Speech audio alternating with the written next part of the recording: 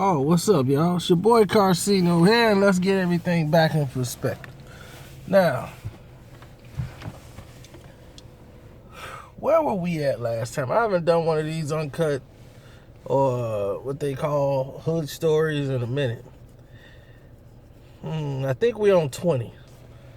So, for this one, this is something special.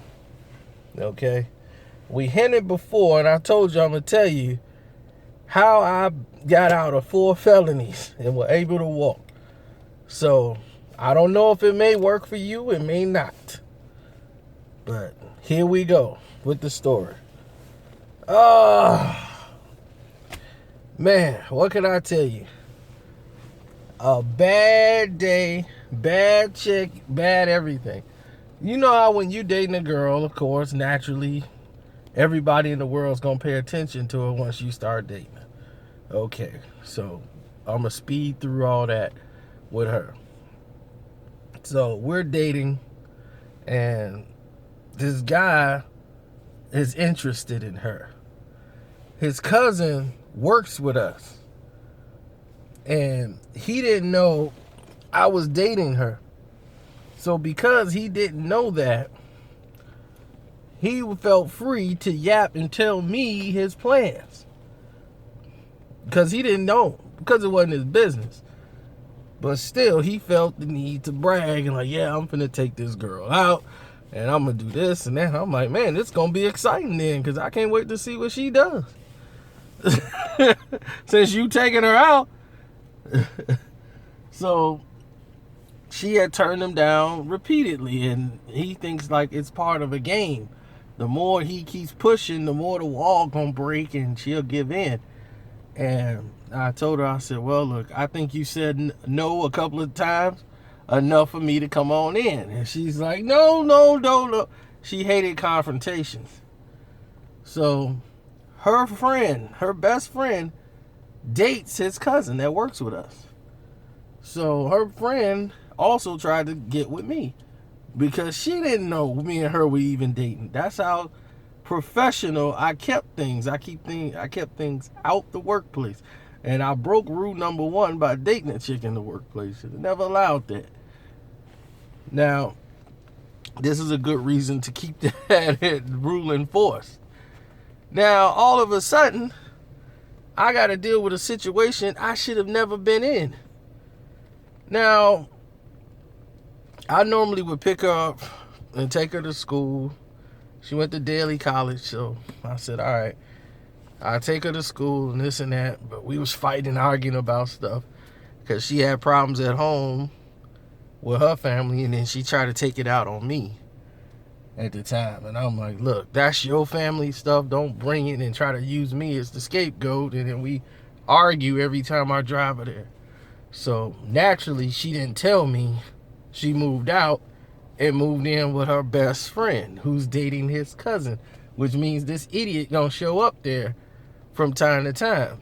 So the idiot decided, yo, cuz, I'm gonna spend the night so I could make a move on old girl. Bad idea. So she tells him that I'm the boyfriend because, you know, she was cornered. She ain't had no choice. So now he's upset. Because he's like, man, all this time I've been trying, and that's you going out with him? Man, look, I killed that dude. So now he's talking about killing me because he want a girl that don't like him. Like, killing me is going to make it easier for you to go out with her. I'm like, I just don't understand their logic at times. It just baffles me. So, anyway, now he's talking about killing me when he sees me. So the guy is scared to death of me anyway, because it was an accident that happened when he accidentally cut my girl with a knife, playing around over there anyway. And he showed up in there to pick up his cousin, and he didn't know I knew already. And I was ready to smash him on the job. And then they told him he would come pick up his cousin in the parking lot. The dude looked like Eazy-E. He looks exactly like the guy that played Eazy-E in Straight Outta Compton. He's a little short guy, and she just don't like short guys. That's just not her thing. I'm like, she's 5'8", I'm 5'11", you about 5'4". She don't like him. I knew that from the jump. He just don't get it. He think it's something in the cosmos, and I'm stopping him from succeeding. I'm like, put all this energy and get you another one. There's full of them. And for a city, just go ahead, knock yourself out. But no, I got her, so he won't. That's just, I guess it's in the cosmos. So anyway, it happens to be one day he just gets mad because I guess he felt he was led on because he bought dinner for everybody, and he thought that was going to be his ticket in there. So he got mad, drove up to the school where she was, took all her clothes out of the house, and was kicking her out of a house that's not even his. He calls himself gonna stay there and lay down the law at his cousin's place. Grabs her clothes, start throwing them out the car, calling her a tease and all this stuff. And then I didn't get this story fully from her. My friend went to the same school and he saw this. And then it said, he told me that he hit her. She told me the story. She left all that out. She just talking about he threw my stuff out. I was like, look, I'll go deal with it. But I told you, don't go there. I'll work out a place for you to go if you gotta leave. But don't go there. Why would you go back over there with that bad situation? So now it's like, now I can go see him. I don't need your permission. I don't need your advice to deal with the situation. I'm going to go and see him. So naturally, after I say I'm finna go see him, she doesn't want any confrontation. She's, no, don't go over there to see him. I'm like, well, I'm going. She's like, he's got a gun and he already said he's going to shoot you. And I'm like, all right, well, I'll call you back. Hung up, called my buddy, said, yo, I got a situation. A guy's trying to kill me. And we got to go over there and talk to him. But he might have a gun. He might try to shoot me. He ain't shooting yet. And I'm like, pick me up. I'll be ready to go. See, I got people that's like they don't understand. I know a lot of people that's just, they like military men. When you take dogs of war out of war, they don't know how to fit in society. They live for something like this. They just like, yes, action. I want in. So they get a call like that. They've been waiting for a call like this all day. And then to get it from me, that's like 1 out of 1,000,000. And then I make this call, and they was like the dogs of war. He was ready to go, like waiting outside, like, let's roll. I'm like, okay. You got any baseball gloves? I'm like, no. Should I have some? I'm just driving. I'm like, I'm just gonna go have a conversation with him. And so I'm riding around. And he's got the gun, and I'm just hoping, I'm like, let me talk to the man. You know, I'm like, the gun's supposed to neutral each other out so we can have a diplomatic solution to this. And then if it comes down to hand play, that's fine. So, anyway, she wanted to go with. She's like, don't promise me you won't go over there without me. I'm like, fine, we won't go without you. We going anyway. We went there to pick her up. She wasn't there. I'm like, she's not here. We're going anyway. She was there. She was just didn't want to go because she thought that would stop me from going over there. So we're on our way over there. They know what my car looks like. They seen my car pass through there because I'm looking for his car. So they took his car and hid his car down the block because she's like, I don't know. He's talking about coming over there. It might be crazy. So the guy is scared to death. He goes and hides the car. And then somehow they called the cops to like, this strange car is circling us and we're scared. These are the dudes that talking about they finna kill me. So they called the cops talking about somebody scared. So we're circling and I'm like, dude was like, man, I gotta go. The dude ain't showing up, but I gotta go. I'm like, all right, man, I'll take you over there. But he's like, I'm gonna leave this under your seat. So I dropped him off on 55th. He got a thing under the seat. And I'm hitting the bump, and I'm like, I don't want this thing to go off. Let me take the clip out and put the clip in the glove. And then I had the pistol under the seat. Chamber was empty. So I said, we're fine. No need for any problems here. So we kept it moving. And as we kept it moving, you know, I get pulled over by the cops. They said my sticker was expired or something. And I'm like, what? An expired sticker? That didn't make no sense. So after they said expired sticker, I'm like, what? All right. Then I'm looking for my driver's license, and I remember I had a ticket. And so, but you could drive off the ticket. As long as you provide the ticket, you're fine. I switched pants for the mission. So the ticket is in my other pants. I said, oh, but I got my state ID. I'm like, you can take it off my state ID, though. I'm like, you can do that. And he was like, no, we cannot, sir. I'm like, oh, man. And then they came over there, asked me to get out the car and everything. And like, sir, we're going to have to search the vehicle. But the other person is on the other side. They already flashlighting all in my car. 2 rookie female cops. Total misunderstanding. They act like I was finna go over here and murder this guy. Complete misunderstanding. I was gonna go over there, have a conversation with the man, and if he said something wrong or it went to another level, I was gonna just blow his brains out all over the back wall. Total misunderstanding. I wasn't there to hurt nobody.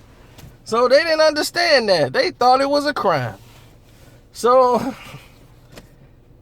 all of a sudden they was like, you got anything in there? Then she's searching the car and she's like, cuff him. So the girls cuff me. They take the pistol in. And we're on our way to the station. They thought I was not being cooperative. Because they was like, well, where are your parents? I'm like, Hawaii.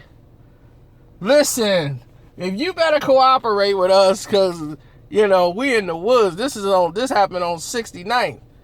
So they take us to 67. And right away, I'm put in a gang unit. Just initially, in the gang unit. So I'm like, okay, let's see what this gang unit thing is all about. So we get there. They got the gang unit, everybody lined up. And then they call the guy up there. He's goes. They see me, I'm handcuffed to the wall. What is he doing here? Gang unit. He caught him with a gun. This guy, if you get caught with a gun in the city, what happens is you get a weekend off with pay. This was on a Friday night.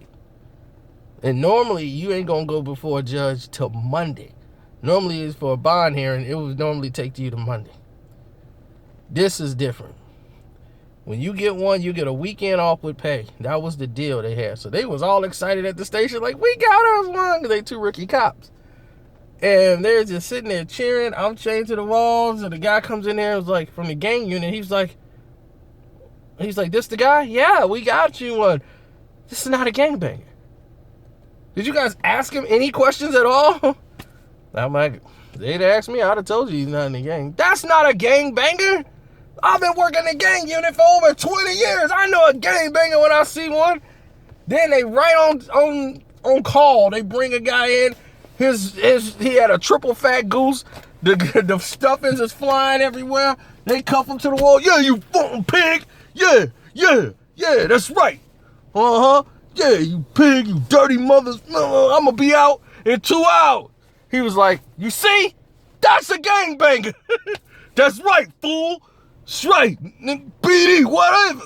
You know, he was in the whole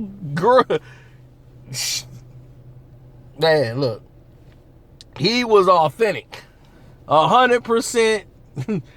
Wasn't no shame in him. So right away they took him down. I wasn't no longer the threat that they thought. So now the guy's like, so what was you doing mixed up with this gun? Naturally, I'm not finna roll over on my boy and be like, it's his. So, and I'm not gonna take the Meek Mills route either, but that's why I don't understand his case. His case is like, did he ever heard of a thing called a lawyer? But my goodness. But here come the charges. They're sitting there in front of me while I'm chained up to the wall by one arm, going over the charges. 2 rookie cops has got to do paperwork. And I'm watching them fumble over this paperwork. And here they are trying to come up with charges to give me. So the guy's looking at the captain, the guys who's in charge, that's helping them out with the paperwork because they've never done this before. He's over there inspecting the gun, all in front of me. Now the gun is a 25 long. Now I know this 25 long has a double locking mechanism, which means that if the clip is not in it, you cannot pull the trigger, no matter what you do. Now, if the clip is in, the safety have to be on. If the safety's on, you can't move it. And then if the clip is out, you can't pull the trigger. So it has a double locking mechanism. So if the clip isn't in it, you cannot pull the trigger. That's just it. So they did not put the clip in the gun while I was in the station. They kept the clip outside of the gun and they kept trying to pull the trigger, kept trying to see what was wrong with the gun. So they're like, this gun doesn't even work. And I'm like, and this is the guy that's inspecting the gun. He's saying the gun doesn't work because he can't get it to pull. So he puts it down, and when they do the report, he puts it down, gun's not operable. And they get all the other charges, defacing. I had unlawful possession, unlawful criminal possession of a firearm in a vehicle. That was felony, class A misdemeanor, which is also a felony. I had 4 felonies on one case, one gun. And that rule used to be a misdemeanor for having a gun or something unlicensed or whatever. That has, like, at that time, it got changed to a felony. It used to be a misdemeanor. They upgraded it to a class A misdemeanor, which was a felony. So we got to go into holding now. Now we in on the woods, and it's funny because how you get all the tough guys that's in there, we got to wait overnight before we go to a bond hearing. All the tough guys in there, you know, all of a sudden you got a guy that's crying in there. Man, let me go, man, let me go. And everybody in their cells, everybody in their separate cells, and he can hear this guy. Hey, shut the up.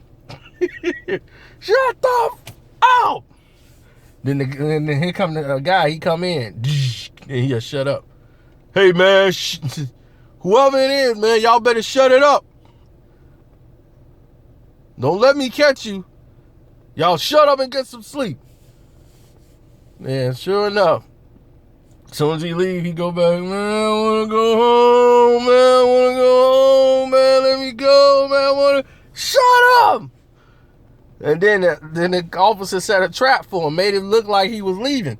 But he stayed in there, and the lights was dark, and then he was so, I knew it was you. No, man, I was just saying, no, He opened the cell, you could hear him whooping them up, and everybody was kicking ass. Oh, man. Yeah, now we can get some sleep.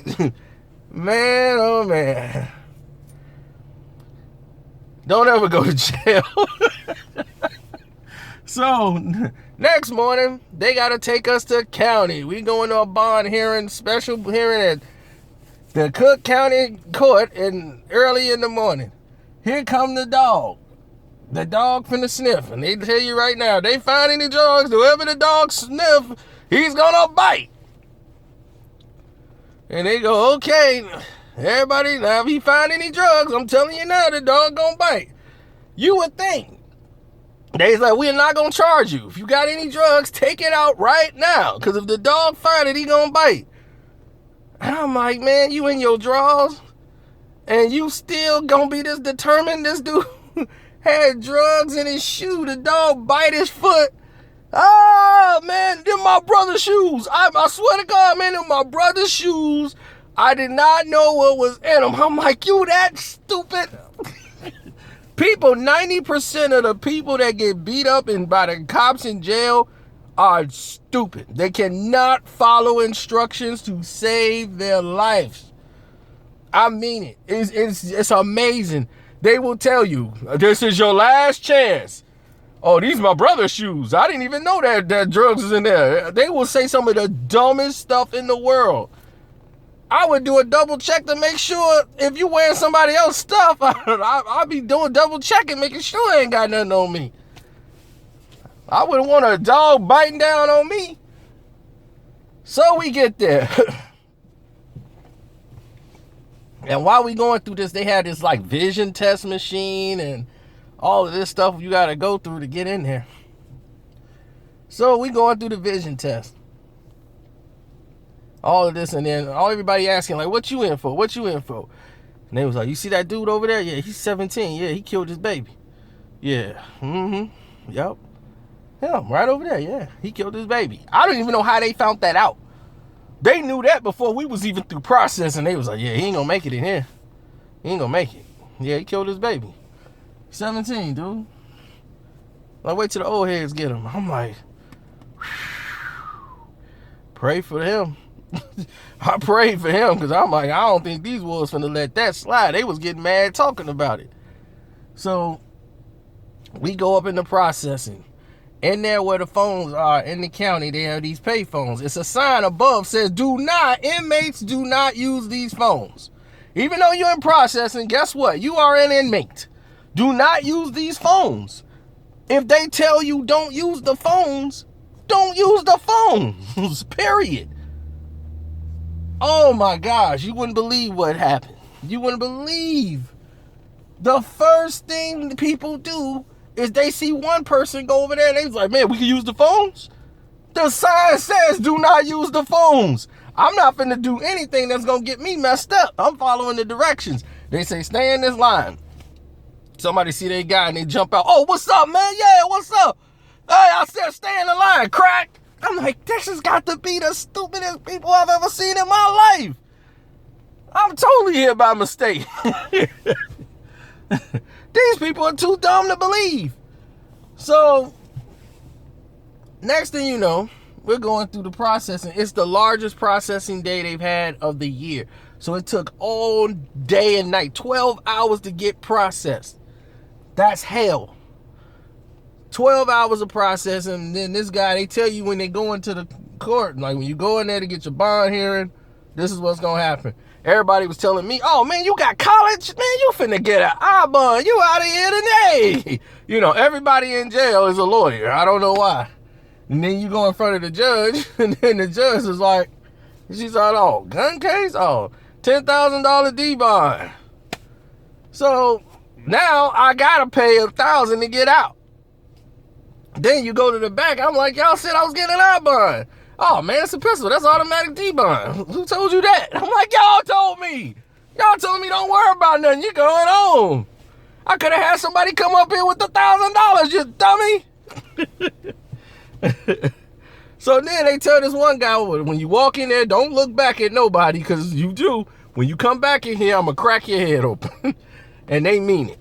So what? This dude go in there, he look. Oh, baby, and they give him baby, you got the money? Yeah, I got it. All right, I'm getting out of here. Now, you already know you getting out. You already know your girl there. She heard the D-bond. She finna get you out of jail. He all excited. Yeah, I'm getting out, baby. Yeah. He going and gets on the phone. He's supposed to be, shoot, I can get on these phones because I'm finna be out of here. I'm like, you not out of here yet. You're not out. His mind stayed just because he saw his girl there and she had the money. He getting out. He over there on the phone, and then people start lining up to get in there. Man, this guy, the security guard, came over there with a flashlight and busted his head wide open. bam. And then he just started slapping the other guy in the line. You want to use the phone? Slap. Slap. And the dude just had his hands up like he knew the drill. No, sir. No, sir. And just taking the slaps. I said, oh, people do not follow instructions. This is just unbelievable. So I'm in a regular temporarily holding cell. I'm supposed to go to Division 5. So we in temporary holding. So while I'm in temporary holding, we got movies going on. Karceno was on. And I'm like, man, I forget this is jail. Some people have been here for a long time. They playing the movie Karceno. We got the Bears game was on. We got all kind of stuff in there. I'm like, man, we living it up in here.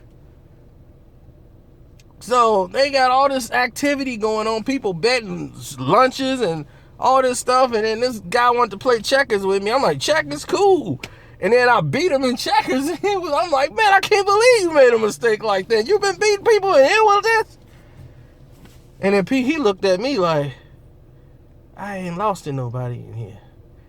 And I'm thinking to myself, maybe I should have let him win. I keep thinking I forget I'm not outside.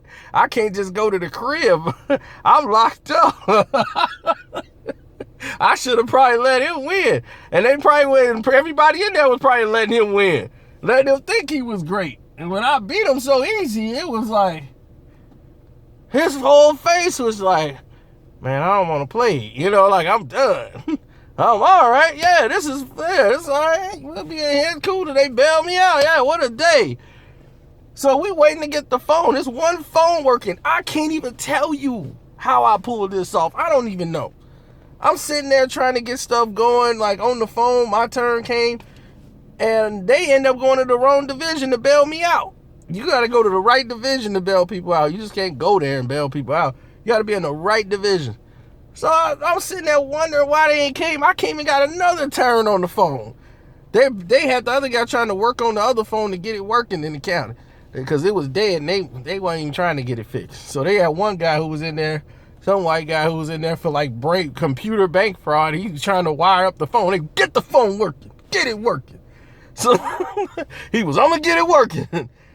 So people can have two phones. They can have two lines. I think I was on the phone like 3-4 times. I don't even know how that was even allowed. This dude had a 5 tattooed on his face. I was like, who you know? Who is this dude? He come in like he run this joint. And I did. It was just like Karceno came on. I'm all, man, that's Karceno. Yeah, we got this at the crib. You ain't seen this? They like, no.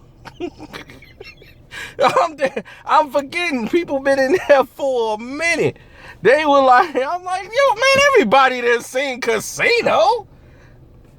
Yeah, they like, no, I ain't never, no. Who is this dude, man? I swear, if they didn't get me out of there that night came, I got bailed out. I was like, hey, you sure y'all ain't got my name out? They were like, yeah, what's your name? Yeah, come on, let's go. I was like, yeah, I knew I had to be getting out of here. It was a good thing. One more day, and I don't think I'd have been somewhere stabbed in the shower. After the paperwork came back, like, I don't know him. I do not know him. He got to know somebody, because he wildin'. So I'm out, right? And everybody in there trying to get my shoes. I had the new Kobe Bryant's Adidas shoes, and people was like, man, let me get your shoes, bro. I'm like, can I hold them shoes down? Hold my shoes down? What you mean?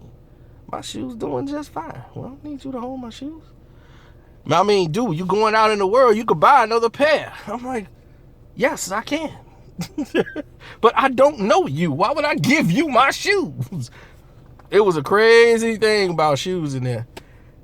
So if you ever go to jail, make sure you wear just some crazy shoes. Oh, cool. Got emergency shut off. I gotta get used to all this automatic stuff. Now, while this is going on, and this is what I'm saying, now it's time to go to court to beat this.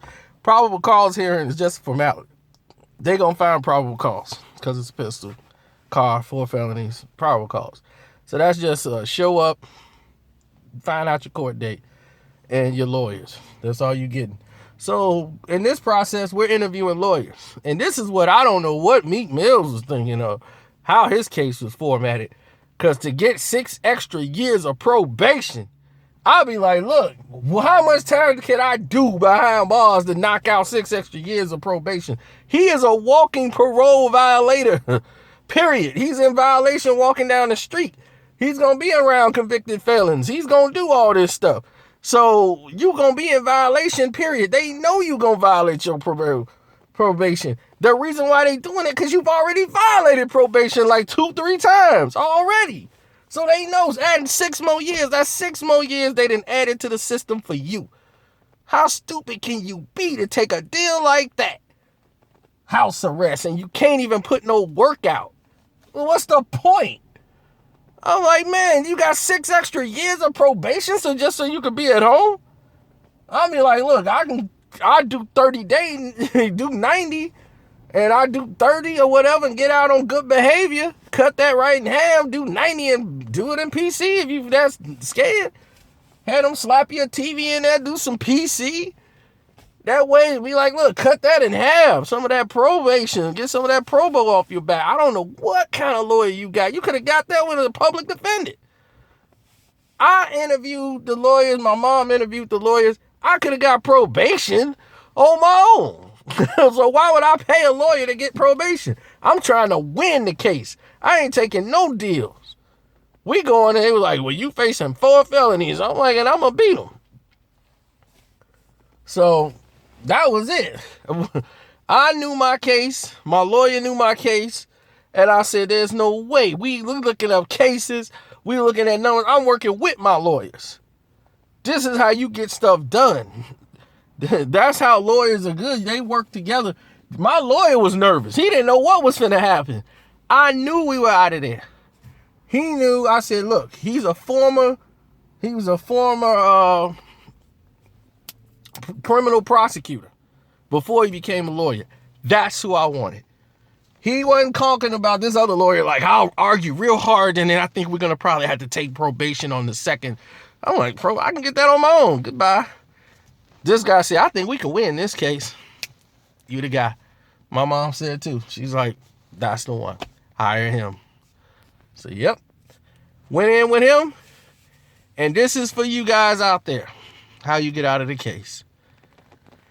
You have to have the right lawyer first. If he's got to have or practice criminal law and been on the other side of the field before. That way he knows especially who's the judge he can work with and the judges he cannot. That way he will motion to have your judge removed. Now, if I'd have went in front of the judge that they had lined up in front of me, we would have had problems. He set in a motion.